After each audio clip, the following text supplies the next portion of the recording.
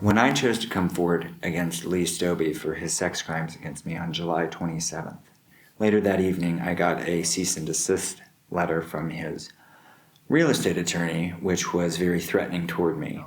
The next day, I got a different sort of response from the lawyer's wife, Bree, who was also an attorney representing Lee. Bree wanted me to speak with Lee to quell things down, and I found that incongruent with the threatening letter her husband had sent the evening before, so I retained my own attorney. After a couple of weeks of clearly neither attorney actually reading what I was posting online and many specious allegations against me, I decided, fine, I'll take them up on their offer to speak with Lee so that this could be resolved and I could be heard as a sex crime victim and I could have some assurances that he was no longer doing this to other people. I released my attorney, and immediately Bree then sent my mother, for some reason, an email basically wanting me to sign an NDA to have a meeting with Lee as if I was the one requesting it. I wrote her back and made it very clear that I was not afraid of my sexual predator and I would not be bullied by specious allegations and bombastic threats from him or his lawyers. And then I emailed her back because I had not even been made aware of this letter by my mother for like a week because she didn't want to upset me. But Bree continued to contact my mother. Recently, last Thursday, I had made it clear for Bree to call me on Thursday, and my mother said for Bree to call me. Bree never did.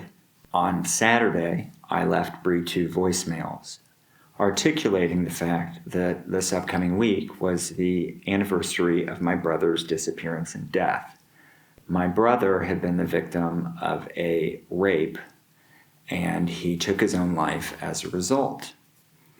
My uncle, who is my mother's brother, has also recently died. He was a retired general, and he ran the United States Special Forces.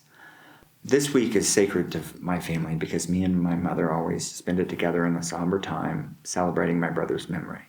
And the last thing I wanted to do was deal with, waiting on pins and needles for a meeting with my sexual predator. So I told Bree on voicemail, you contact me directly, you have my email, Lee has my email.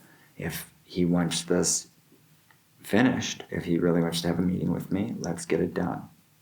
I didn't hear anything back till late Monday, her time, I think Monday or Tuesday. First, she had written my mother back, and basically she just wanted to bump the meeting to the following week. I emailed her back telling her that was quite unacceptable, and I was honest and frank about my family's situation and the fact that we're grieving this week, and me and my mother are each grieving a sibling, and my mother is also grieving a son.